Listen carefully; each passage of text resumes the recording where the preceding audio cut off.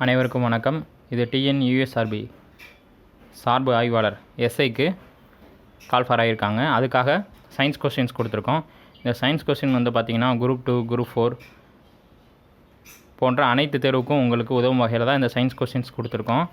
2025 முந்தைய ஆண்டு அறிவியல் வினாக்கள் தான் உங்களுக்கு நாங்கள் கொடுத்துருக்கோம். ப்ரீவியஸ் இயர் கொஸ்டின்ஸை தான் நம்ம கொடுத்துருக்கோம்.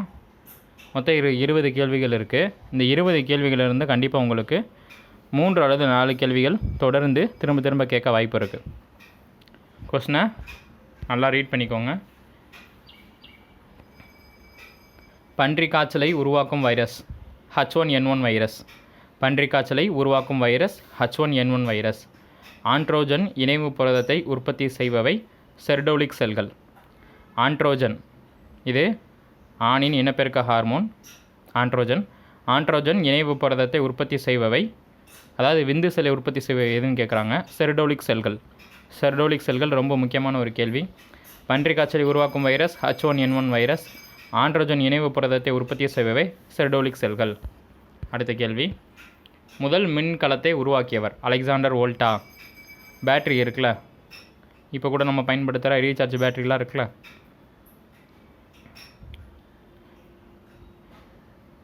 ஈசன்த்ரோனா லித்தியம் பேட்டரிஸ்ன்னுவாங்க. ரீசார்ஜபிள் பேட்டரி அப்படின்னு H2SO4 அடர் சல்ஃபூரிக் அமிலம் யூஸ் பண்ணுது. அந்த பேட்டரிஸை நம்ம ரீசார்ஜ் பண்ணிக்கலாம். அப்போ முதல் மின்கலத்தை உருவாக்கியவர் அலெக்சாண்டர் வோல்டா. ஒரு மின் வேதி கலனில் எதிர்மின்வாயில் நிகழும் வினை ஆஜிசன் ஒடுக்கம். ஒரு மின் வேதி கலனில் எதிர்மின்வாயில் நிகழும் வினை ஆஜிசன் ஒடுக்கம். ஆஜிச ஒடுக்கம்னா என்ன அப்படின்னா ரொம்ப சிம்பிள். ஆஜிசன் ஒடுக்கம் என்பது ஆஜிசனை இழத்தல் அல்லது ஹைட்ரஜனை சேர்த்தல். ஆஜிசன் ஒடுக்கம்னா என்ன அர்த்தம்னா ஹைட்ரஜன் ஏற்கணும் அல்லது ஆஜிசனை இழக்கணும். இதன் மூலமாக ஒரு எலக்ட்ரான் உருவாகும். அவ்வளோதான். எலக்ட்ரான் பெறுவதான் இதோட முக்கியமான நோக்கம். இதுதான் ஆஜிசன் ஒடுக்கம்.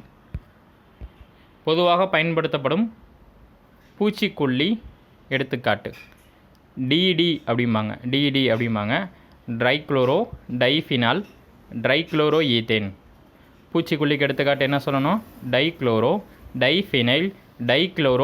ஈத்தேன். இதுதான் பூச்சிக்கொல்லிக்கு எடுத்துக்காட்டு. ரொம்ப முக்கியமான கேள்வி. இந்த வீடியோ கொடுக்குறதே இந்த ஒரு கேள்விக்காக தான். பொதுவாக பயன்படுத்தப்படும் பூச்சிக்கொல்லிக்கு எடுத்துக்காட்டு டிடிடி, ட்ரைக்ளோரோ ஈத்தேன். ரொம்ப முக்கியமான ஒரு வார்த்தை. மிக கடினமான உலோகம் எது? ஆஸ்மியம். மிக கனமான உலோகம் எது? ஆஸ்மியம். அப்போ மிக கனமான உலோகம்னா ஆஸ்மியம். டிடிக்கு டெஃபனிஷன் ட்ரைக்ளோரோ ஈத்தேன். இது எதுக்கு எடுத்துக்காட்டு? பூச்சிக்கொல்லிக்கு எடுத்துக்காட்டு. பூஞ்சைக்கொல்லிக்கு போர்டாஸ் கலவை. புரியுதுங்களா? அதே மாதிரி களைக்கொல்லிக்கு 2,4-D 2,4 டைக்ளோரோ அஸ்டிக் அமிலம். மிக லேசான உலோகம் எது? லித்தியம். அப்போ மிக கனமான உலோகம் எதுன்னு கேட்டாங்கன்னா ஆஸ்மியம். மிக கனமான உலோகம் எது? ஆஸ்மியம். மிக லேசான உலோகம் எது? லித்தியம். அதிக உருகுநிலை கொண்டது டங்ஸ்டன் நிலை தான் அதிக உருகுநிலை இருக்கும். 3300 டிகிரி செல்சியஸில் இருக்கும். அதிக உருகுநிலை கொண்டது டங்ஸ்டன். அதே மாதிரி அதிக மின்தடையன் கொண்டது எதுன்னு பார்த்தீங்கன்னா நிக்ரோம். அயன் பாக்ஸில் பயன்படுத்துகிறோமா, நிக்கல் ப்ளஸ் குரோமியம், நிக்ரோம். அதிக மின்தடையன் கொண்டது. இது ரெண்டுமே கேள்வி திருப்பி வரும். அதிக உருநிலை கொண்டது டங்ஸ்டன், அதிக மின்தடையன் கொண்டது நிக்ரோம். நிக்கல் ப்ளஸ் குரோமியமான கலவை அயன் பாக்ஸில் பயன்படுதல ரொம்ப முக்கியம். அடுத்த கேள்விப்பா. சிறந்த மின்கடத்தியது சில்வர். அடுத்த pH மதிப்பு பார்க்க போகிறோம். ரத்தத்தோட pH மதிப்பு 7.3 to 7.5. 7.3 to 7.5. அடுத்து சிறுநீரின் pH மதிப்பு 5.5 to 7.5. 5.5 to 7.5. வினிகரோட pH அளவு 2.4 to 3.4. வினிகரின் pH மதிப்பு 2.4 to 3.4. பாலின் pH மதிப்பு 6.5. பாலோட pH மதிப்பு 6.5. காற்றுலா சுவாசத்தில் குளுக்கோஸின் சுவாச ஈவு முடிவற்றது. அதாவது சுவாச ஈவுன்றது உள்ளிழுக்கப்படும் ஆக்சிஜன் அளவு பை வெளியிடப்படும் கார்பன் டை ஆக்சைடோட அளவு. இதை வச்சு தான் சுவாச ஈவை கால்குலேட் பண்ணுவாங்க. அப்படி காற்றுலா சுவாசத்தில் குளுக்கோஸோட சுவாச ஈவு எவ்வளோ அப்படின்னா முடிவுற்றது அப்படிம்பாங்க. அப்போ பாலோட பிஹெச் மதிப்பு 6.5. காற்றில்லா சுவாசத்தில் குளுக்கோஸின் சுவாச ஈவு முடிவற்றது. ரொம்ப முக்கியமான ஒரு கேள்வி இது ரெண்டுமே. உணவுப் பொருட்கள் சம்பந்தப்பட்ட உலகத்தரத்தை அறிந்து கொள்ளும் பொருட்டு அமைக்கப்பட்ட கமிஷன் எது? உணவுப் பொருட்கள் சம்பந்தப்பட்ட உணவு தரத்தை அறிந்து கொள்ள உதவும் பொருட்டு அமைக்கப்பட்ட கமிஷன் எது? Codex Alimentarius commission. Codex Alimentarius commission தான் உலக தரத்துக்கு அந்த உணவுப் பொருளை தரக்குறியீடாக பயன்படுத்துகிறாங்க. உணவுப் பொருட்கள் சம்பந்தமான உலகத்தர குறியீட்டை அறிந்து கொள்ளும் பொருட்டு அமைக்கப்பட்ட கமிஷன் இது கோடாக்ஸ் அலிமெண்டேஷன் கமிஷன். தீக்குச்சியில் உள்ள வேதிப்பொருட்கள் யாவை? ஆன்டிமனி சல்ஃபைடு, கந்தகம், பொட்டாஸ் குளோரைடு. தீக்குச்சியில் உள்ள வேதிப்பொருட்கள் ஆன்டிமனி சல்ஃபைடு, கந்தகம், பொட்டாஸ் குளோரைட். ரொம்ப முக்கியம். தீப்பெட்டி பக்கவாட்டில் இருக்கும் பாருங்கள் உரசுறதுக்கு, அது சிவப்பு பாஸ்பரஸ். சிவப்பு பாஸ்பரஸ் தீக்குச்சியை பொறுத்துறோம்ல, 2 சைடும் பக்கம் கட்டமாக கொடுத்துருக்காங்களா, அது சிவப்பு பாஸ்பரஸ்.